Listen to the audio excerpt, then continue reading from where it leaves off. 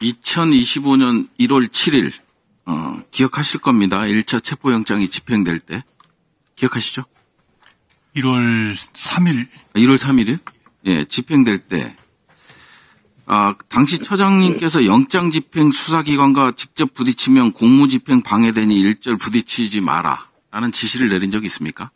그거는 그 전부터 일관되게 내린 지시사항이었습니까? 체포영장이 집행될 때 그 공무집행 방해에 대한 우려가 자꾸 제시가 되기 때문에 일단 정문 밖에서 거기서 대기시키면서 대통령단 변호인단하고 이렇게 상의하도록 하고 가급적 부딪히지 마라 그렇게 얘기를 했습니다.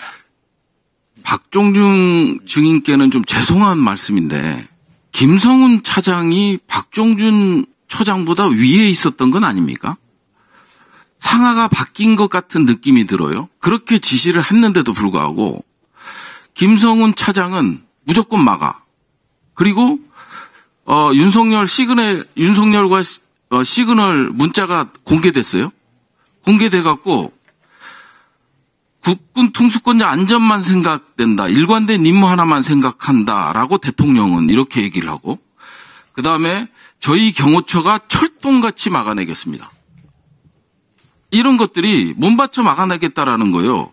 근데 처장하고 완전히 생각이 달라요? 당일 원래 저희들은 정문 밖에서 됐고요. 대기시키면서 하기로 했는데 정문이 갑자기 개방되면서 이제 예상치 못한 상황이 갑자기. 아니, 예상치 못해도 공무집행 방해 혐의가 적용될 수 있으니까 그 명령이 옳다 그러다가 아니라 어떻게 처장과 차장이 전혀 다른 명령을 내립니까? 그게 맞냐 하는 거고요. 또 하나. 그 경호처 직원들이 보안법 보안성 강화 방안 검토 결과를 처장님께 보고했죠? 저는 보질 못했습니다. 못했습니까? 예. 이 사실은 알고 계시죠?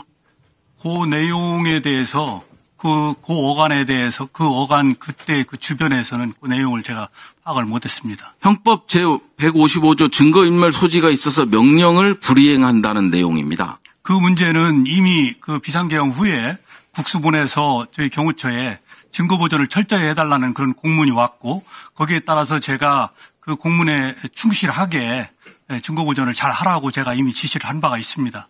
그러니까 처장님 같은 경우는 어찌됐든 그때 당시만 하더라도 경호처장이었잖아요. 네, 그렇습니다. 처장의 신분으로서 차장에게 휘둘려요. 이런 것들이 처장의 입장에서 봤을 때는 경호처 직원들의 안위부터 시작을 해서 공정한 법 집행 이런 것들이 있잖아요. 그런데 이제 증거인멸을 시도해요. 시도하다 보니까 경호처 직원들이 이런 항의 문건을 만들어서 보고를 해요. 거기서 과연 처장님의 역할이 뭔지. 제가 충분히 평상시에도 직원들에게 모든 업무 처리를 법과 원칙에 의해서 진행하도록 했고 이런 큰 비상경과 같은 큰 일이 있을 때에는 그 사후에 여러 가지 문제가 생길 수 있는 부분들을 좀 세세하게 잘 챙기라고 이야기를 했습니다. 아니 세세하게 챙기라고 말씀하시기. 제가 처장님을 보고 있거나 이제 말투를 보면 정말 인자하시고 단호함이 안 보이세요. 지금 김성훈 차장은 특수공무집행방해, 증거인멸, 그리고 직권남용 이런 혐의들이 있어요. 그래서 이제 구속영장이 물론 기각이 되고는 있지만 세 차례나 이런 것들이 있는데도 불구하고 경호처장이 과연 그 역할을 했나 하는 데에 대해서 의구심을 좀 갖는다. 이제 다 지나간 얘기긴 하지만 어떻게 경호처가 이게 완전히 당나라 경호처가 돼버리는 이런 상황이 발생하고 어떻게 위헌적 행위를 한 대통령을 수사하겠다고 경호차장이라는 사람이 목숨 걸고 서버 훼손을 조장하고 그리고 경호처 직원들이 일을 막고 문건을 만들어서 보고하고 이런 일이 대통령실에서 일어나냐 이거예요.